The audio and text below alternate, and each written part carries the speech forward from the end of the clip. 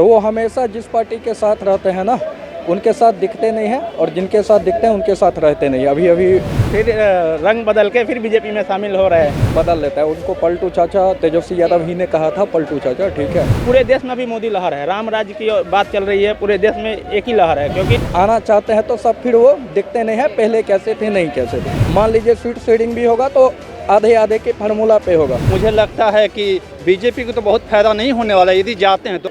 नमस्कार, मैं कशिश और स्वागत है आपका लीडिंग भारत में। देखा जाए यहाँ पर तो नीतीश कुमार अब कौन सा दल बदलते नजर आएंगे, ये बड़ा सवाल यहाँ पर लगातार बना हुआ है। क्योंकि 2013 से जो शुरुआत हो चुकी थी वो अब 2024 में भी नजर आ रही है और लोकसभा चुनाव में महज कुछ ही महीने रह गए। तो सीधा सवाल यहाँ पर जनता से करेंगे कि यहाँ पर नीतीश कुमार मोदी जी की तारीफ कर रहे हैं, मोदी जी उनकी तारीफ कर रहे हैं, तेजस्वी यादव से नाराजगी दिखा रहे हैं, लंच पे साथ में नजर नहीं आते, तो क्या लगता है आखिरकार? तो यही सवाल है कि जो ये दल बदलू वाला जो टैग यहाँ पर दे रखा है नीतीश कुमार को, कितना सच है?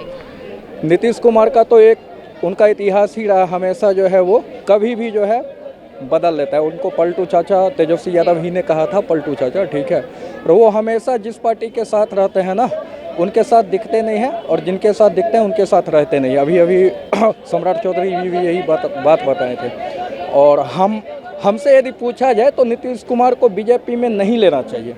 इसलिए नहीं लेना चाहिए क्योंकि अभी माहौल वैसे ही बीजेपी निकलेगी ही। बीजेपी यदि अकेला बिहार में इलेक्शन लड़ती है, अकेले यदि वो लड़ेगी फिर भी 40 में 40 सीटें जीत जाएगी। लेकिन अगर देखा जाए ना, जितनी भी बातचीत हो रही है, मुलाकातें हो रही है, तो नजर आ रहा है बीजेपी हामी भर देगी। हाँ, यही दिक्कत है ना, पॉलिटिक्स में यही दिक्कत है ना कि जब विरोध में रहते हैं तो विरोधी एक होते हैं, और जब आना चाहते हैं तो सब फिर वो दिखते नहीं हैं, पहले कैसे थे नहीं कैसे थे।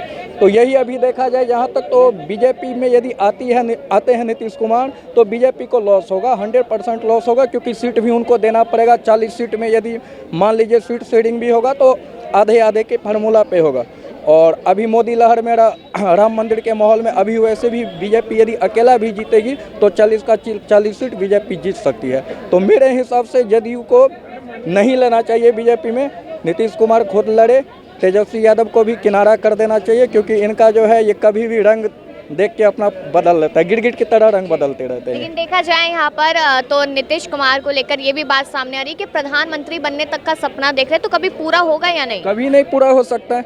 नीतीश कुमार जो सपना देखे हैं, अभी देख लीजिए ना, मोदी के साथ उनका विवाद पुराना ही रहा है। 2013 में उन्होंने जो है 2014 के इलेक्शन से पहले 13 में उन्होंने गठबंधन तोड़ लिया। यही पीएम क्यों तोड़ा गया था? पीएम का उम्मीदवार जो है मोदी का घोषणा होने के बाद ही तोड़ा गया था।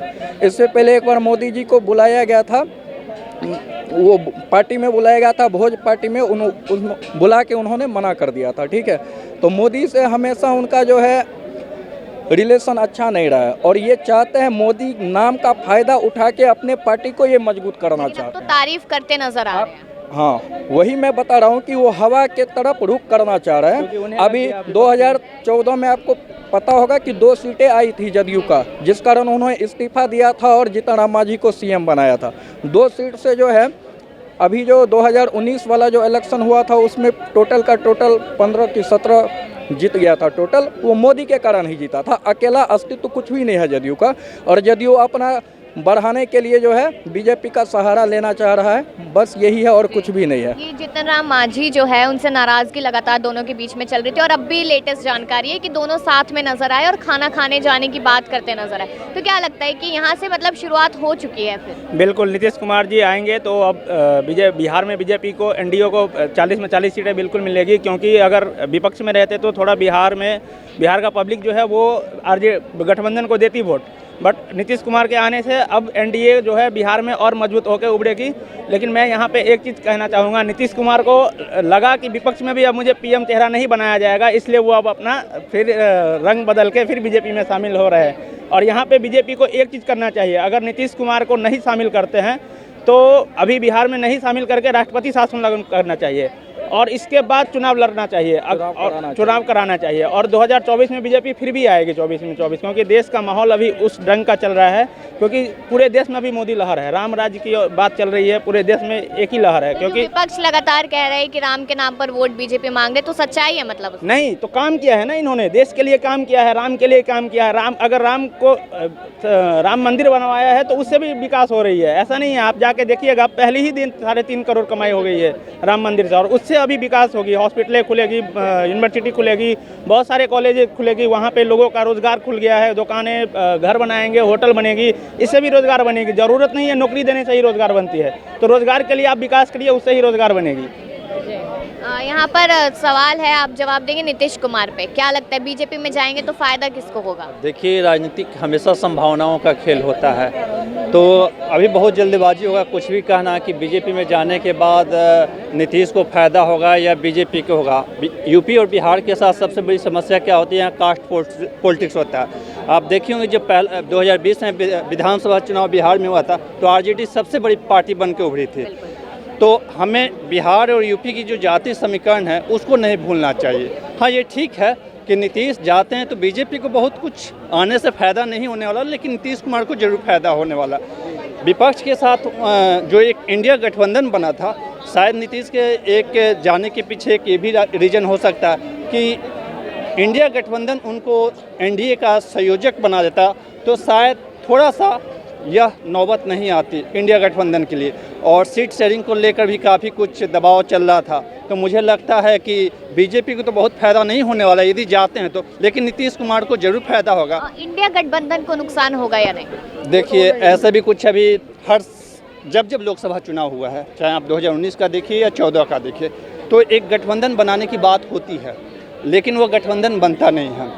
हर रीजनल पार्टी का अपना वजूद है, वो नहीं चाहते कि जो स्टेट में हमारी रुतबा है वो कमज़ोर हो, तो वो संभावनाओं का खेल था। पहले से भी जो राजनीति को बहुत बारीकी से जानते हैं उनको मालूम था कि गठबंधन बनने वाला नहीं था और नहीं बनने वाला है, और बनता भी तो बहुत लंबी पारी नहीं चलती।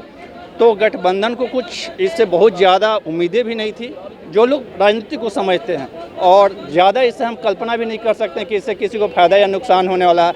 वैसे भी 2-4 सीटों के लिए बात चल रही थी, वैसे भी यूपी में आप देखिए या बंगाल में कांग्रेस का कोई जनाधार नहीं था, और गठबंधन हो भी जाता तो 2-4 सीट देने की बात चल रही थी, तो उससे तो कुछ मुझे नहीं लगता कि कांग्रेस को बहुत बड़ा नुकसान पहुंचने वाला। रही बात बीजेपी को कि गठबंधन नहीं बनने से बहुत ज़्यादा फायदा हो जाएगा, तो मैं एक चीज़ बता देता हूँ, बीजेपी को जितना चरम पर पहुँचना था पहुँच चुकी थी।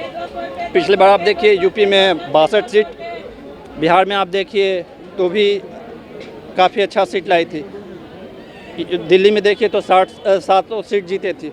तो अब बीजेपी को जितना हाई पे पहुंचना था पहुंच गया था, गठबंधन न हो तो भी और अकेले ले तो भी। अब सवाल है बीजेपी को अपना वजूद बचाना है, जहां जहां उनकी मेंटेन करना, जहां जहां उनकी सीटें जितनी मिली थी। गठबंधन के लिए खोने के लिए कुछ भी नहीं है, उन्हें पाने के लिए फाइट कर रहे हैं। उनके पास खोने के लिए, कांग्रेस के पास खोने के लिए कुछ भी नहीं है। इससे बदतर स्थिति में कांग्रेस 2 बार जा चुकी है और इसे जा भी नहीं सकती है। तो बीजेपी को नीतीश कुमार को लेना चाहिए या नहीं लेना? नहीं, मेरा मानना है कि देखिए, बीजेपी को थोड़ा सा लग रहा है कि नीतीश जी आ जाएंगे तो बिहार में एक जो समीकरण बन रहा था कांग्रेस, आरजेडी और जेडीयू का, तो शायद बीजेपी को वो डर था कि लोकसभा में जो मुझे सीट पिछले बार मिला था वो शायद नहीं मिल पाया। जो मैं पहले बताया, जाति को लेकर बिहार में एक बहुत बड़ा समीकरण होता है। नीतीश का बीजेपी चाहे कि आ जाने के बाद शायद 40 सीटों में से मुझे 30-35 सीट कैप्चर हो सकता है।